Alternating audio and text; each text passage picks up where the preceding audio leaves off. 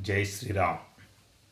కాంగ్రెస్లో ఆనాటి రోజులు తెస్తానని చెప్పిన మన సీఎం గారు తెచ్చారు. కాంగ్రెస్లోనే సాధ్యం.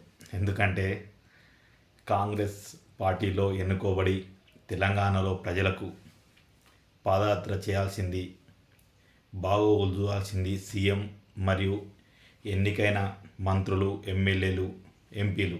కానీ అదేందో అర్థం కావట్లేదు. కాంగ్రెస్ మీనాక్షి నటరాజన్ గారు పాదయాత్ర చేస్తున్నారు. దేనికోసం చేస్తున్నారు? ఆమెకి ఏం అధికారం ఉందని చేస్తుందో ప్రజల్లో అర్థం కావట్లేదు. అంటే మళ్ళీ మనకు కాంగ్రెస్ ఆనాటి రోజులు మనకు తెస్తుంది. ఆనాటి రోజులు తెచ్చి కథం, ఉదయం ఒక సీఎం, సాయంత్రం ఒక సీఎం, ఢిల్లీలో ఉంటే ఒక సీఎం, తెలంగాణలో ఉంటే ఒక సీఎం. ఎప్పుడు ఎవరు సీఎం అవుతారో, ఎప్పుడు ఏ సీఎం పోతుందో తెలియని పరిస్థితి. అసలు ఎలా ఒప్పుకుంటున్నారో కాంగ్రెస్ మంత్రులు, ఎమ్మెల్యేలు, ఎంపీలు, సీఎంలు. దీనికన్నా రిజైన్ చేసి ఇంట్లో కూర్చోవడం బెస్ట్. మనం కాదని చెప్పి ఎక్కడనో వేరే రాష్ట్రానికి వెళ్ళి వచ్చిన పర్సన్ మన మీద అజమాయిషీ చేస్తూ మనకు ఇన్ని రకాలుగా ఇబ్బంది పెడుతుంటే ఎందుకండి ఈ పదవులు?